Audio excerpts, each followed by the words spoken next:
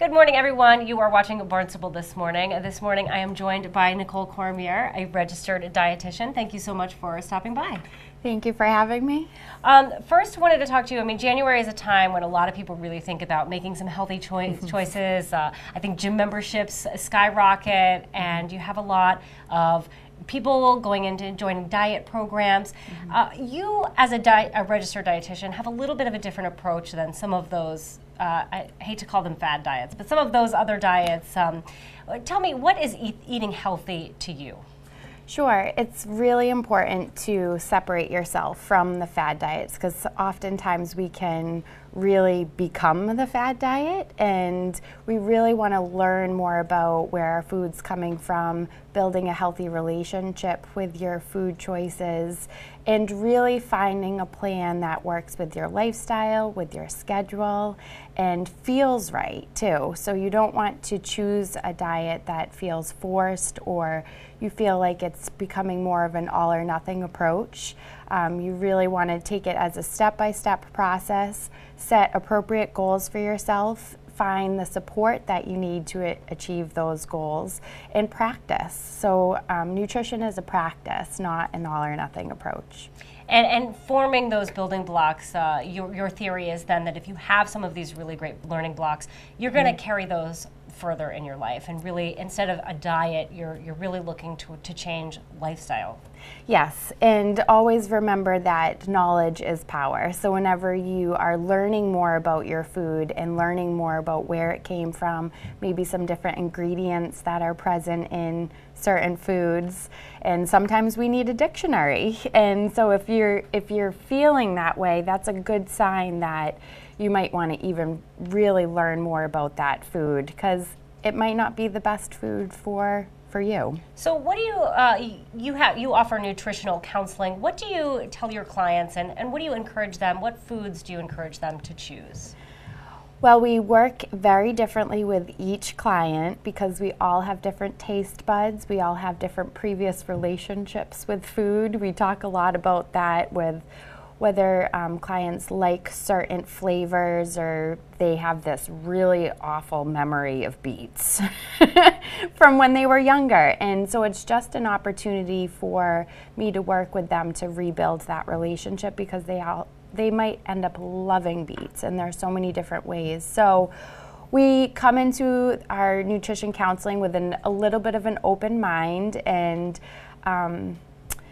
just, a little bit of motivation to try some new things. And that's my ultimate goal for clients that I work with, but also to develop that plan that works for them. So like I said, continuing and developing a practice for people to accomplish their nutritional goals. And each person has very individual nutritional goals. So I'll work with clients on a lot of digestive issues, a lot of food allergies, food intolerances, high cholesterol levels, diabetes. Certain individuals want to get off, like they have a huge goal to get off medications.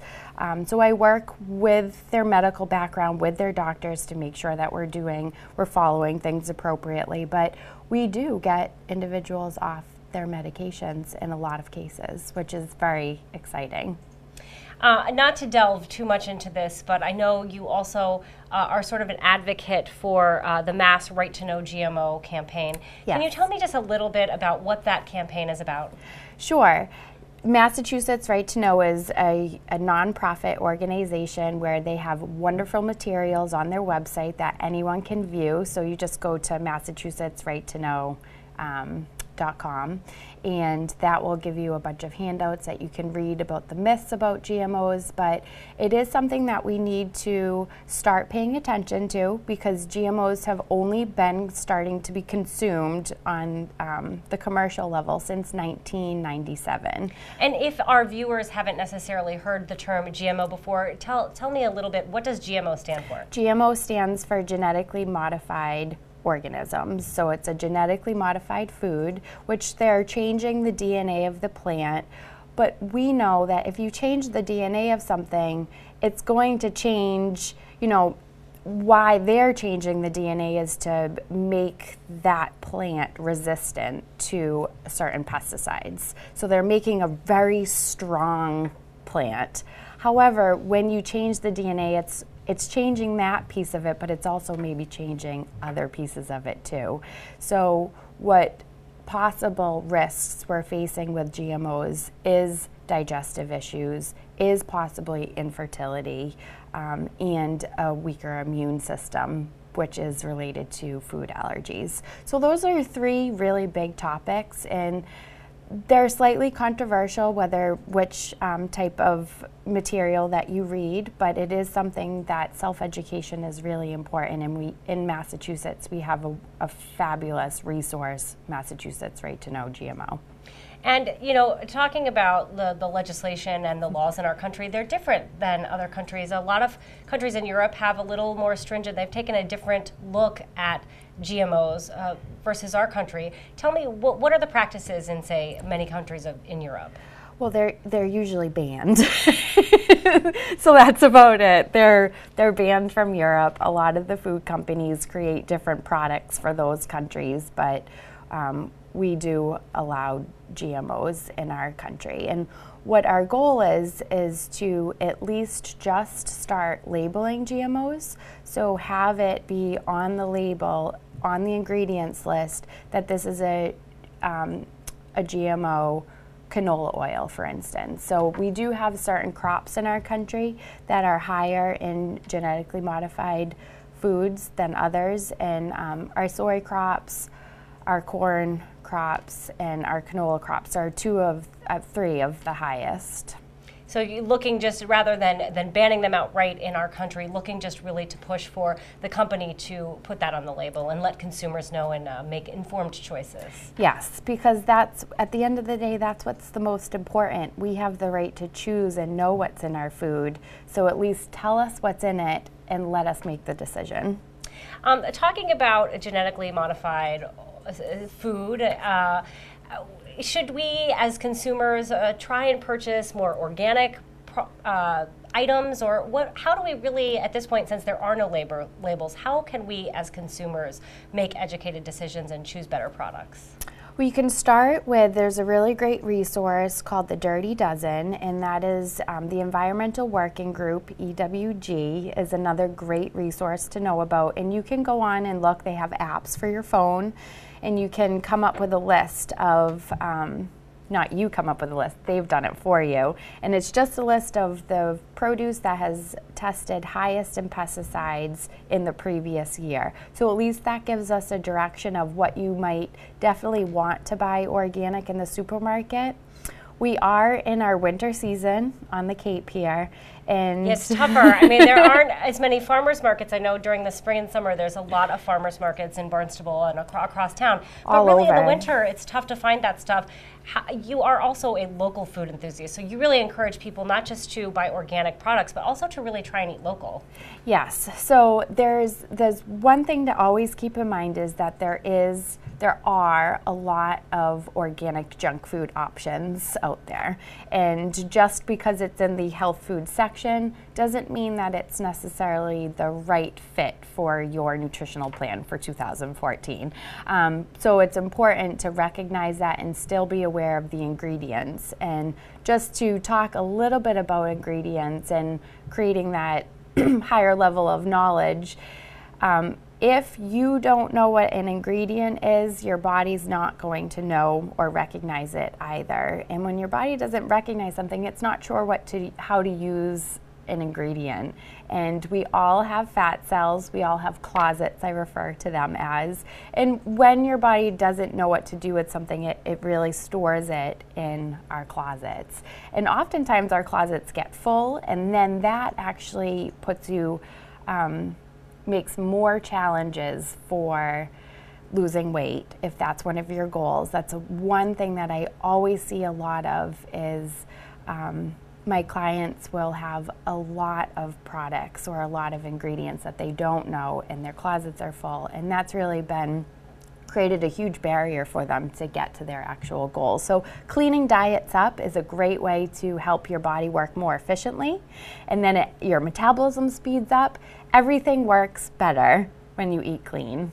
So really just look at that ingredient list and kind of get to know what's in some of your foods. Yes. And if you can't maybe pronounce it, maybe not the best thing to eat. Yep, and you can usually find alternatives as well. So just maybe look and see if there's an alternative, or if you could create it yourself. Salad dressings, really easy to just take a mason jar, add some ingredients. My favorite salad dressing is using Dijon mustard, balsamic, olive oil, a little bit of honey, and that's basically it. You can make a wonderful salad dressing with simple ingredients in a mason jar, shake it up, and you even saved yourself a little bit of money. All kinds of interesting things to know and learn.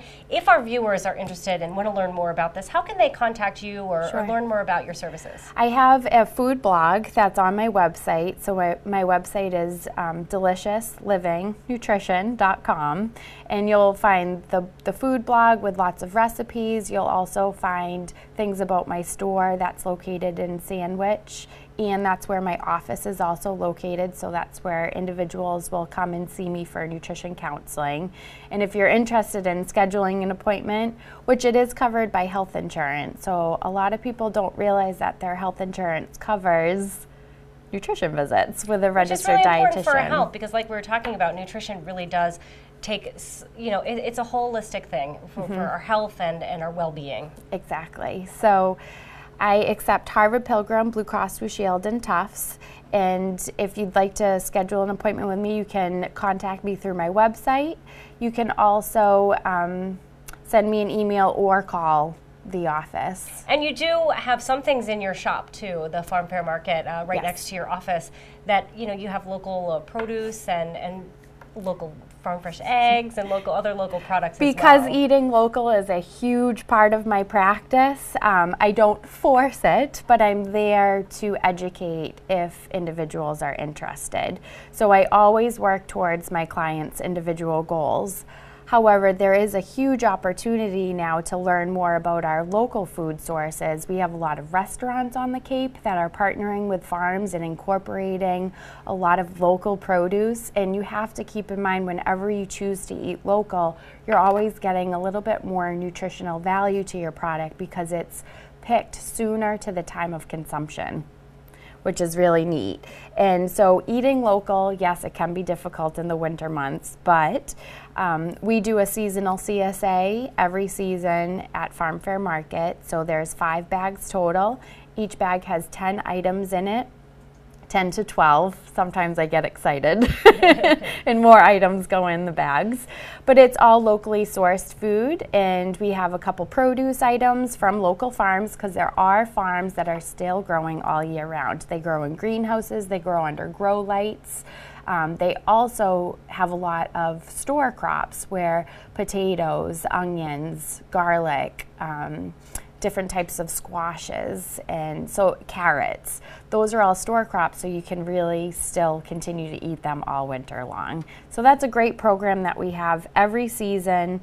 It's 5 bags, it's every other Thursday, so it's not too overwhelming. It's not a weekly commitment, but it's an every other week. And great. Well, thank you so much, Nicole, for helping us have a healthy start to 2014. I really appreciate it. Thank you for having me. For Barnstable This Morning, I'm Sarah Mannel.